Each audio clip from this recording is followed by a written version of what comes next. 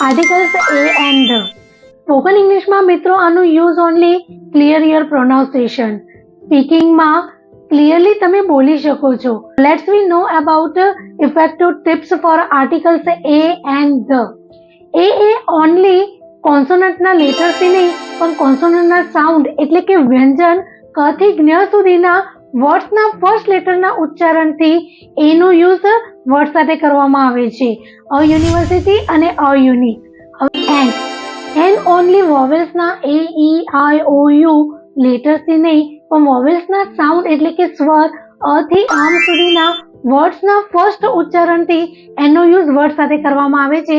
N honest અને N as. હવે છે ધ.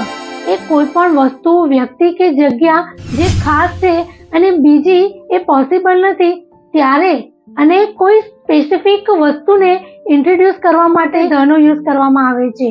ધ ગંગા અને અ પેન. આમ તો અ પેન યુઝ થાય બટ જ્યારે કોઈ સ્પેસિફિક સ્પેશિયલ પેન વિશે તમે વાત કરો ત્યારે ધ પેન યુઝ કરવામાં આવે છે.